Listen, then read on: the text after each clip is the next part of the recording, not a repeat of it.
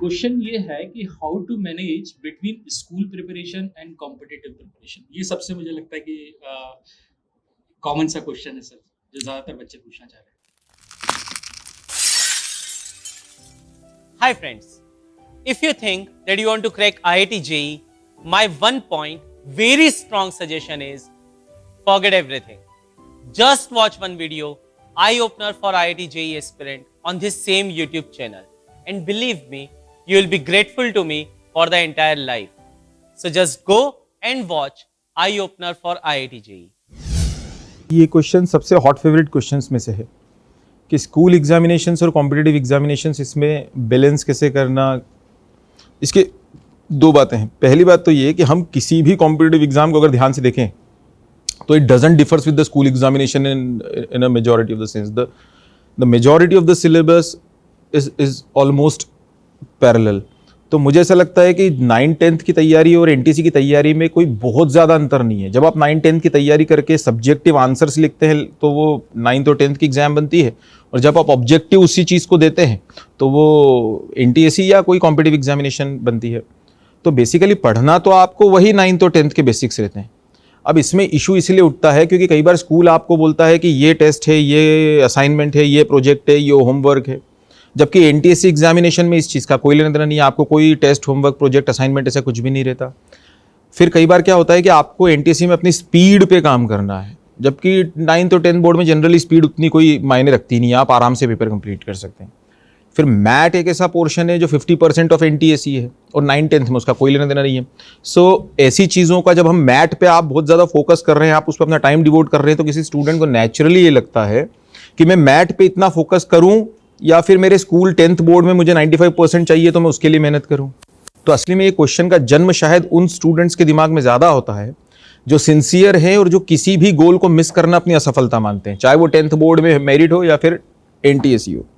But student by and large में आप लोगों को एक बात पूरी की पूरी गारंटी से कह दूं कि 12th बोर्ड में जो बच्चे आईआईटी क्रैक करते हैं, मतलब जब जो स्टूडेंट्स आईआईटीएंस बनते हैं, बेहतरीन रैंक्स लाते हैं, आप उनमें एक बार सर्वे करके देखिए उनके 12th में परसेंट कितने हैं। तो आप ये ऑलमोस्ट विदाउट एक्सेप्शन पाएंगे कि all the students who cracked great ranks in IIT JEE who are the ones who scored 90+% in 12th board examination also. उन्होंने 12th में भी 85+ ही स्कोर किया होगा, 90+ ही स्कोर किया होगा, because at the end of the day दुनिया में किसी भी एग्जामिनेशन को जो क्रैक किया जाता है, अगर मान लीजिए हम 9th और 10th की बात करें तो 10th में जो बच्चे होंगे वो एनटीएससी भी देंगे और 10th बोर्ड भी देंगे। पढ़ा उन्होंने 10th ही है, चाहे वो एनटीएससी पर्सपेक्टिव से हो चाहे बोर्ड के पर्सपेक्टिव से हो। जो बच्चा एनटीएससी क्रैक करेगा वो वही होगा जिसने 10th बोर्ड को बहुत अच्छी तरह से पढ़ा होगा। ये तो हो ही नहीं सकता कि मैं 10th को अच्छा ना करूं और एनटीएससी क्रैक कर लूं। ये हो सकता है क्या कि कोई बच्चा जो है वो रामटेक नागपुर के पास की पहाड़ी ना चढ़ पाए और वो माउंट एवरेस्ट चढ़ जाए? ये तो संभव ही नहीं है। तो मुझे ऐसा लगता है कि ये क्वेश्चन का एक आंसर तो ये है कि पहले तो इसे अपने दिमाग पर इतना ज़्यादा मत हावी होने दीजिए। दोनों एग्जामिनेशन 9th और 10th ही मांगेगी आपसे। एक दूसरी चीज़ देखिए, बड़े गोल करने के लिए बड़े सपने देखना तो आसान है, पर उन बड़े सपनों को कुछ ही पाएंगे, और उन पाने वालों में से अगर मुझे बनना है तो मेरी जिंदगी वो दूसरों से अलग होनी पड़ेगी। एक student is moving with a simple goal of scoring से for example 92, 93, 94% in class 10th board examination, and on the contrary there is a student who wants to score 90+% in 10th board and simultaneously want to crack NTSC and to become an NTSC scholar. The life of these two students, one with a simple goal and one with an extraordinary goal, the life should also differ. तो अगर ये बच्चा सुबह उठ रहा है 8 बजे और आप भी उठ रहे हैं सुबह 8 बजे तो फिर समस्या है। ये बच्चा टीवी देखने में लगा हुआ है और आप भी टीवी देखने में लगे हुए हो तो फिर समस्या है। ये बच्चा मोबाइल पे लगा रहता हो और या आप मतलब तो भी समस्या है।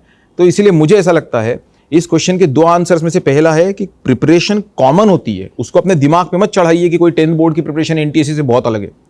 लेकिन आपके स्टडी आवर्स और उसके स्टडी आवर्स जो एनटीएससी क्रैक नहीं करना चाह रहा है, इसमें जबरदस्त अंतर होना चाहिए। इस दुनिया में अगर आपको 100 मीटर रेस जीतनी है और वो भी उज़ैन बोल्ट से अगर आपकी कंपटीशन है, तो सबसे बढ़िया तरीका ये है कि उज़ैन बोल्ट अगर सुबह 9 बजे स्टार्ट होता है तो आप सुबह 6 बजे हो जाइए।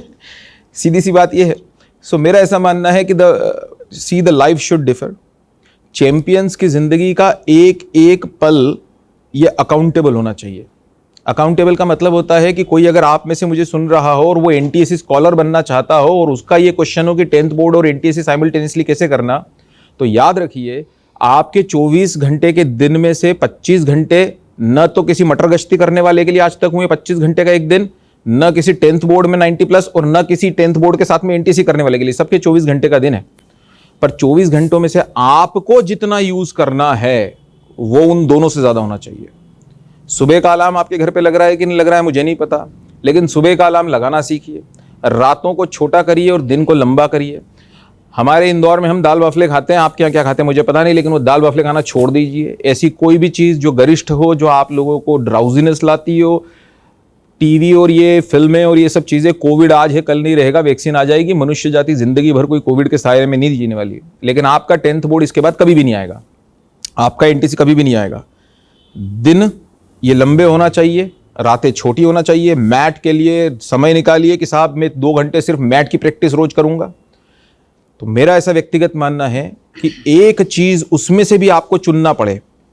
पहले मैंने आपको कहा, पहला पॉइंट कोई बहुत अलग नहीं होता है, अगर आप 10th बोर्ड सीरियसली करेंगे तो आप एनटीएससी भी क्रैक करने के बहुत करीब होंगे। दूसरा मैंने कहा 10th बोर्ड वाला अगर 24 घंटे में से मान लीजिए 4 घंटे 5 घंटे पढ़ाई कर रहा है तो आपने 10-12 घंटे करनी है। और तीसरा जो मैं आपको कह रहा हूं, ध्यान से समझिएगा, मैंने अपने उस वीडियो में भी कहा है, पता नहीं आपने वीडियो देखा है कि यूट्यूब पे जो है, मैंने उसमें कहा है कि मान लीजिए कोई किसी एक someone asked the question, say for example to a 30-year-old boy, what do you do? So what you do means that what you actually do to as a worth of your life. वो ये नहीं, अगर वो लड़का उत्तर दे कि मैं सांस लेता हूं, मैं खाना खाता हूं, मैं पानी पीता हूं, 10th बोर्ड ये आपके लिए वैसे ही रहने दीजिए कि ये तो सिर्फ सांस लेने जैसा है। 10th मेरा कर्तव्य पूर्ति है, मुझे कर्तव्य करने हैं, इसलिए मैं 10th बोर्ड की पढ़ाई कर रहा हूं। लेकिन मेरे जिंदगी का सपना 10th बोर्ड नहीं है, जिंदगी का सपना एनटीएससी है। इसलिए अगर दो में से किसी एक को चुनना ही पड़ जाए, मैं फिर कह रहा हूं, ये थर्ड चीज बता रहा हूं मैं आपको, मेरा मानना है कि 10th बोर्ड और एनटीएससी कोई बहुत ज्यादा अलग नहीं, लेकिन अगर चुनना ही पड़े दोनों में से एक, तो फिर जिंदगी भर का गोल चुनिए। 10th बोर्ड में अगर आप 88%, 82% ले आएंगे, लेकिन अगर एनटीएससी स्कॉलर बन गए तो कोई याद नहीं रखेगा 82%, सब याद रखेंगे कि आप एनटीएससी स्कॉलर हो, आप भारत के उन टॉप बच्चों में से हो जिन्होंने भारत सरकार की एग्जाम क्रैक की, और गवर्नमेंट ऑफ इंडिया आपको नेशनल एसेट, नेशनल टैलेंट मानती है, और आपके पढ़ाई का पूरा खर्चा भारत सरकार ने उठाने का बीड़ा उठाया हुआ है। तो मुझे ऐसा लगता है कि जिंदगी का सपना ये जिंदगी के कर्तव्यों से ऊंचा है। तो कर्तव्य करके 10th बोर्ड करिए और सपना समझ के एनटीएससी करिए। सवाल का उत्तर थोड़ा बड़ा हो गया ठीक है।